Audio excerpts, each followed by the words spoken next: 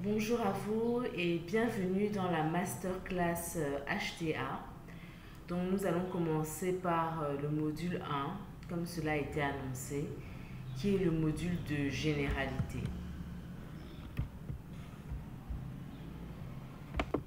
Alors en guise de généralité, nous pouvons dire que l'Afrique est soumise à une double charge, à un double fardeau.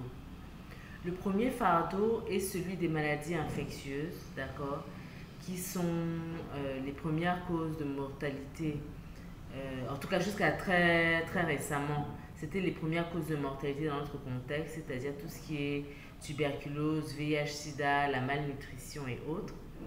Et du fait de la transition démographique, du changement des habitudes de vie, l'Afrique est aussi confrontée à des maladies non contagieuses, les maladies chroniques auxquelles le monde entier doit faire face, que sont les maladies cardiovasculaires, le diabète, le cancer. Voilà, donc nous sommes soumis vraiment à ce double fardeau et il y a environ près de plus d'un milliard d'hypertendus dans le monde, d'accord. Et en Afrique particulièrement, il y en a à peu près 20 à 45% en termes de prévalence. Et les prévisions sont dans la croissance, c'est-à-dire que en 2000, on était autour de 80 millions et en 2025 qui est dans pas longtemps, dans 3 ans, on sera à peu près à 150 millions. Donc, on va doubler le nombre d'hypertendus en Afrique en seulement 25 ans, en un quart de siècle.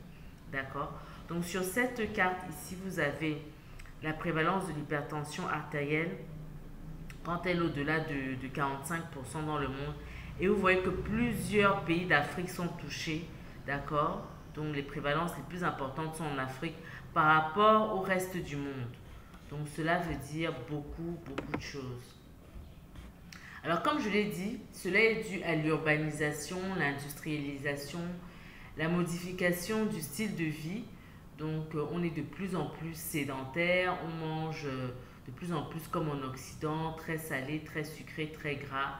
Et du fait de notre mauvaise hygiène de vie, en partie liée au stress, on est donc sujet à présenter donc les maladies cardiovasculaires. Et quand on regarde la progression des maladies cardiovasculaires en Afrique par rapport en Amérique et en Europe, on se rend compte que de 1990 à 2008, il y a une augmentation, n'est-ce pas, de la prévalence plutôt de l'hypertension artérielle, d'accord. Tandis qu'en Amérique, on a plutôt une baisse et en Europe, pareil, d'accord. Donc, la prévalence en Europe est passée d'environ 40% à peu près 30%, d'accord, un peu moins de 30%.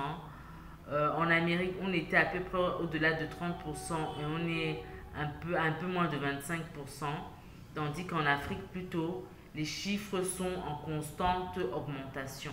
Donc, ce qui est vraiment alarmant et on peut le voir, on peut très bien le voir aussi sur cette courbe. Alors, quand on compare l'Afrique subsaharienne comparée à l'Afrique du Nord et l'Afrique de l'Est, on se rend compte qu'en Afrique subsaharienne, les prévalences tournent autour de 31% et un petit peu moins, désolé, et un petit peu moins en Afrique de l'Est combiné à l'Afrique du Nord. Donc vous voyez que le groupe d'Afrique, le sujet noir africain est particulièrement à risque, d'accord. Et il en est de même quand on compare les chiffres des autres facteurs, que ce soit l'âge, le tabagisme, l'alcool, etc. On se rend compte que en Afrique noire, en Afrique subsaharienne, les chiffres sont beaucoup plus élevés, n'est-ce pas, en dehors du tabagisme où on est beaucoup moins fumeur. Mais en dehors de ça, on se rend compte que voilà, les chiffres sont un peu plus élevés par rapport au reste de l'Afrique. Alors ici, cette slide en fait présente l'incidence de 12 autres facteurs de risque maladie cardiovasculaire euh, chez les personnes hypertendues et normotendues. Ok. Et on se rend compte que quelle que soit la maladie cardiovasculaire, qu'il s'agisse de l'angine de repos, l'angine instable, autrement dit, c'est qu'on a un ST-, ST+, infarctus du myocarde, donc tout ce qui est maladie coronaire, insuffisance cardiaque, arrêt cardiaque, accident vasculaire ou bien neurovasculaire, AIT, AVC, etc., AVC hémorragique, AVC ischémique, quelle que soit la maladie cardiovasculaire implémentée qui est soulignée ici, on se rend compte que généralement, l'incidence est beaucoup plus fréquente chez les hypertendus en rouge par rapport aux normaux tendus en bleu. Donc cela montre véritablement que l'hypertension artérielle est un puissant facteur de risque cardiovasculaire. C'est ce que nous venons de dire ici. Alors en Afrique, les antécédents d'HTA essentiels notamment sont plus fréquents, n'est-ce pas, par rapport aux autres populations. C'est ce que nous voyons ici. Quand on compare en rose la population africaine par rapport à la population mondiale en bleu, ça c'est l'étude Interhort, ok, on se rend compte que les antécédents d'hypertension sont plus fréquents, n'est-ce pas, chez les Africains. Pareil pour le diabète, d'accord, plus d'antécédents de diabète. Pareil pour l'obésité abdominale. Pareil pour le mauvais cholestérol, ok. Par contre, les Africains sont moins fumeurs par rapport au reste de la population mondiale. L'hypertension artérielle est le premier facteur de risque d'AVC, d'insuffisance rénale et d'insuffisance cardiaque en Afrique. Et j'ajouterai donc à partir de cette slide-ci que que l'hypertension artérielle est le facteur de risque majeur, n'est-ce pas, comparé aux autres facteurs de risque, et ce quel que soit le sexe. Ici vous avez en blanc ici les hommes, les femmes et les sexes combinés, d'accord, donc quel que soit le sexe, ok, donc l'hypertension artérielle est vraiment un facteur de risque majeur, d'accord. Si on regarde les autres facteurs de risque, on se rend compte que ils sont présents et il y a généralement une prédominance, le plus souvent en tout cas, une prédominance masculine par rapport au sexe féminin. Et quoique non, il y a plutôt une prédominance même féminine. D'accord? Quand on regarde le mauvais cholestérol, quand on regarde le surpoids et l'obésité, quand on regarde la consommation en fruits et légumes, du moins d'après cette slide qui date de 2008, ok, bon, ça c'est à vérifier peut-être avec d'autres études, mais retenez vraiment que l'hypertension artérielle, hommes comme femmes, nous pouvons tous être sujets à cela. Alors, comment expliquer cette particularité chez le noir africain? Ça, c'est vraiment la question. Premièrement, des études ont montré qu'il y a une sensibilité accrue au sel, d'accord, avec une diminution de l'excrétion urinaire du sel chez le noir africain. Deuxièmement, une activité rénine plasmatique basse. Troisièmement, un taux d'endothéline plus élevé. Je rappelle que l'endothéline est un puissant vasoconstricteur. Quatrièmement, on a une moindre efficacité des bloqueurs du système rénine-angiotensine-aldostérone en monothérapie. D'accord, je tiens à souligner cela. En monothérapie, donc ils ont plus d'intérêt en bithérapie. Nous reviendrons sur ça. Et il y a davantage de complications cardiovasculaires liées à l'hypertension le plus souvent chez les sujets noirs africains. Du coup, cela nous met en face de nombreux défis à dépasser. Et ces défis, à qui s'adressent-elles? En fait, c'est à nous professionnels de la santé, à nous médecins généralistes, à nous infirmiers, à nous cardiologues, n'est-ce pas, à toutes les personnes qui sont en charge de près ou de loin de la prise en charge de l'hypertension artérielle. Donc, et l'hypertension artérielle, donc, en plus des particularités génétiques qui sont en tout cas en cours d'investigation avec des arguments plutôt forts, il faut savoir qu'elle est très fréquente, en rapide progression, nous l'avons démontré, chez les sujets de plus en plus jeunes, d'accord, avec un faible socio-économique, une constellation de facteurs de risque. D'accord, chez un même sujet, on peut avoir de l'hypertension, du surpoids, de l'obésité, de l'hypercholestérolémie, le tabagisme et le stress, bien sûr, le stress ambiant. Des complications très fréquentes avec une mortalité précoce, d'accord, et de ce fait, une perte de la productivité. Et tout cela peut être aussi dû à une insuffisance de la prise en charge.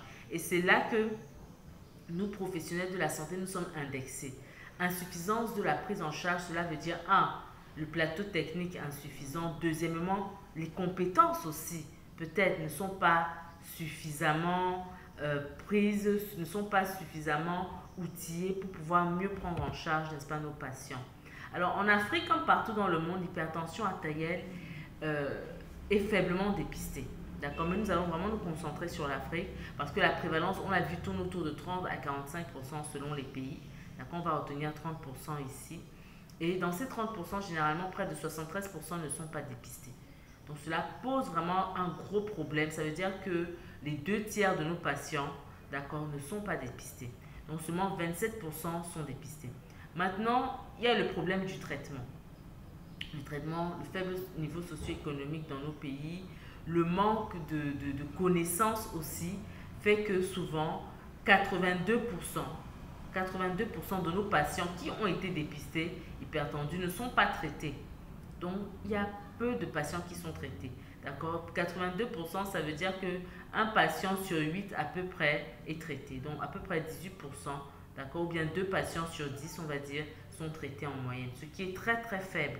Ce qui est très faible. Et vous savez qu'il ne suffit pas d'être contrôlé. Il faut que ce traitement ait des objectifs, n'est-ce pas, pour avoir une hypertension qui soit normalisée, n'est-ce pas? Donc, seulement 7% des patients sur ces 18% sont contrôlés.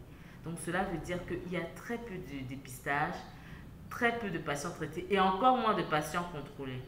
Donc cela veut dire en fait qu'il y a environ 90 millions d'hypertendus qui sont hors contrôle, qui échappent vraiment aux objectifs thérapeutiques qui sont fixés. Alors qui traite les hypertendus? Comment expliquer de tels chiffres en fait? C'est vraiment alarmant. Qui traite ces hypertendus et comment? Alors, en Afrique, il y a la particularité de ce que la médecine traditionnelle est encore très présente. En médecine, en zone rurale, c'est vrai, mais même en zone urbaine, d'accord? Parce que si on a près de 80% de patients qui ne sont pas traités, dépistés, contrôlés, etc., cela veut dire que c'est un problème vraiment général qui n'est pas seulement lié à la zone rurale, mais qui aussi affecte aussi les zones urbaines. En fait, il y a un problème de croyance, en fait. D'accord? Donc, 1 tiers des patients seulement sont sous traitement traditionnel et beaucoup de personnes, en fait, utilisent aussi des antihypertenseurs, entre guillemets, d'un genre nouveau que sont l'ail, l'aloe vera, etc. Donc, déjà, il y a cela. L'autre problème aussi, c'est que, à côté de ça, il y a très peu de médecins. D'accord? Il y a très peu de cardiologues. Il y a environ 1 à 100 cardiologues par pays. D'accord? Les médecins sont un peu plus nombreux, mais restent insuffisants. Par contre, il y a plus d'infirmiers, plus de paramédicaux, que ce soit les infirmiers, que ce soit les sages-femmes. D'accord? Donc, on constate dans nos pays le rôle de premier plan des paramédicaux. Ici, vous avez une étude qui a été faite à Parakou, au Bénin, par Kodjo en 2012. Et on se rendait compte, on étudie en fait les personnes, les professionnels de la santé qui prennent en charge l'hypertension artérielle. Dans 17% des cas, on avait les cardiologues, dans près de 30% des cas, les médecins généralistes et dans plus de 50% des cas, les paramédicaux. D'accord? Et cette étude a montré que les paramédicaux référaient beaucoup moins que les médecins. OK? Et que 3 quarts des paramédicaux ne connaissaient pas les classes d'antihypertenseurs. Donc cela pose le problème de la formation. Cela pose véritablement le problème de la formation. Ici, ça c'est une slide du Cameroun qui date de 2015 et qui montre qu'environ il y a à peu près 23, on va dire autour de 25 millions aujourd'hui d'habitants au Cameroun. D'accord? Et si on dit que 30% sont hypertendus, bon, en 2025, on sera autour de 6 millions d'hypertendus. D'accord? Et qui prend en charge ces 6 millions d'hypertendus? Ben, sachez qu'il y a à peu près 100 cardiologues au Cameroun, environ 3000 médecins généralistes et plus de 20 000 infirmiers et sages-femmes. Voilà, donc c'est pour montrer que si on ne devait compter que sur les cardiologues pour prendre en charge les patients hypertendus au Cameroun et ailleurs en Afrique bien sûr, ben cela serait très insuffisant. Parce que premièrement, ils sont très peu nombreux et deuxièmement, ils sont inégalement répartis sur tout le territoire par rapport aux médecins généralistes et aux paramédicaux. D'où l'importance vraiment de la formation, on le souligne encore ici. Alors ici, c'est une étude qui a été faite par Tegia, publiée dans Cardiologie tropicale en 2013 et dont l'objectif était en fait d'évaluer les connaissances des médecins généralistes sur la prise en charge de l'hypertension artérielle en zone rurale et en zone urbaine. Les résultats étaient assez alarmants, d'accord? Environ 11% des MG ne connaissaient pas la définition de l'hypertension selon l'OMS, d'accord? 23% à peu près ne connaissaient pas la classification de l'hypertension selon l'OMS. 48% ne connaissaient pas les antihypertenseurs de première ligne indiqués chez le sujet de race noire. D'accord? Et voilà, à peu près 66% ne connaissaient pas les valeurs recommandées, c'est-à-dire l'objectif de tension cible chez le sujet hypertendu diabétique. Donc, il y a des manquements, d'accord? Le but ici, ce n'est pas de pointer qui que ce soit, mais c'est de montrer qu'en fait, il y a des manquements, il y a des insuffisances, et vous avez choisi la bonne part que de suivre cette formation. Ça, c'est une autre étude qui a été menée au Bénin, cette fois-ci, sur les connaissances des médecins généralistes à Cotonou sur la prise en charge de l'hypertension artérielle, une étude qui a été menée en 2011. Ok, et pareil, il y avait des insuffisances, donc près de la moitié ne connaissait pas la définition de l'hypertension artérielle. 61% pouvaient décrire les conditions de mesure pour avoir une bonne pression artérielle. Environ 24% ne pouvaient pas lister la moitié des examens dont fait partie, qui appartient en fait au bilan minimal de l'OMS. Donc, tout cela pour dire qu'en fait, véritablement, il y a des problèmes non seulement dans la connaissance, mais bien sûr, cela va influencer la prise en charge parce que la monothérapie était indiquée dans 70% des cas, alors que les recommandations aujourd'hui nous parlent clairement de la place de plus en plus prépondérante de la bithérapie. Donc, il faut vraiment que les choses soient rectifiées. Et cela ne peut que se faire par la formation parce que l'hypertension artérielle est une maladie en fait qui doit être le pain quotidien, qui est d'ailleurs le pain quotidien du médecin généraliste. Et le cardiologue n'intervient qu'en cas de complications normalement. D'accord? Donc le diagnostic, la prise en charge initiale doit être faite par le généraliste. Et dans certains cas, malheureusement, s'il n'y a pas de généraliste, par l'infirmier, en attendant de voir un médecin qui puisse rectifier, ajuster la prise en charge. Voilà. Donc ça, c'est une étude pour montrer en fait aussi les médicaments qui sont commercialisés en Afrique, qui sont plutôt prescrits par les collègues, d'accord, médecins et infirmiers. Et on voit que très souvent, il y a de la nifedipine, il y a du furosémide, d'accord, et parfois il y a des médicaments qu'on n'utilise même plus dans la prise en charge de l'hypertension artérielle. Un autre problème sur lequel nous n'avons pas une action, un impact direct, c'est la qualité du médicament. D'accord? Il y a un problème de qualité du médicament en Afrique. Et vous avez ici la liste des médicaments qui sont les plus prescrits en Afrique. Donc, furosémide, hydrochlorothiazide, captopril, athénolol et amlodipine. D'accord? Donc, je citerai seulement ici sur ces 5 médicaments, il n'y en a que 2 véritablement qui ont leur place aujourd'hui en 2022 dans la prise en charge de l'hypertension. Tous les restes sont désuets. Okay? Donc nous reviendrons sur ça tout au long de cette présentation. Donc, nous avons déjà parlé de la mauvaise qualité du médicament.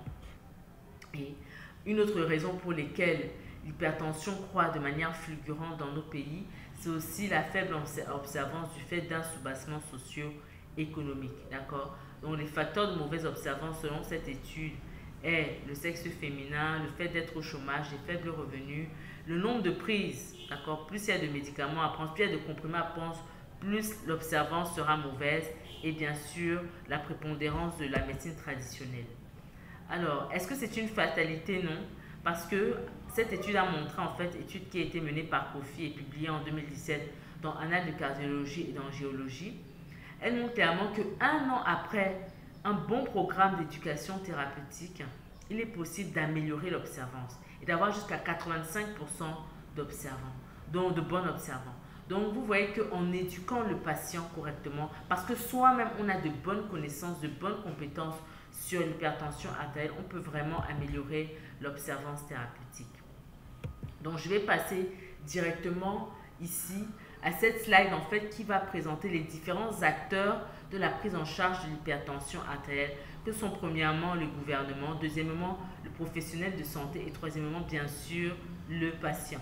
Alors, que se passe-t-il au niveau du gouvernement? Si on devait généraliser, si on devait avoir un regard global sur la situation en Afrique, c'est qu'il y a une faible volonté politique de prendre en charge les maladies chroniques et notamment l'hypertension artérielle.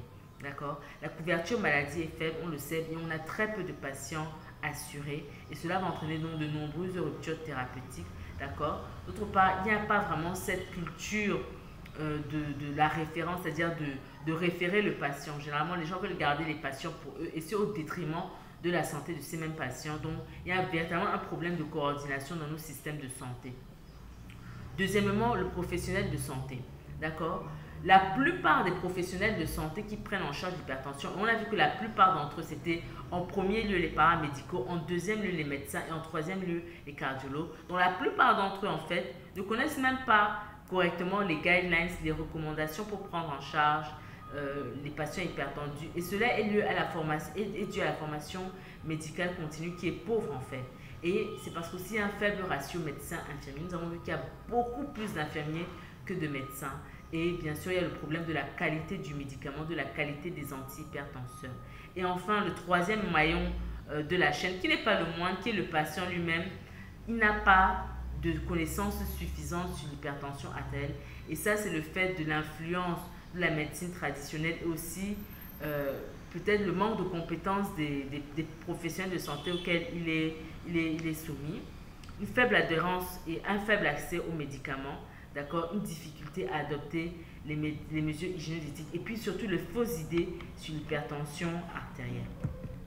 Alors voici quelques pistes de solutions, d'accord. Il faut améliorer le dépistage, améliorer l'accès aux médicaments, définir les objectifs de traitement avec le patient, assurer un bon suivi et une bonne éducation.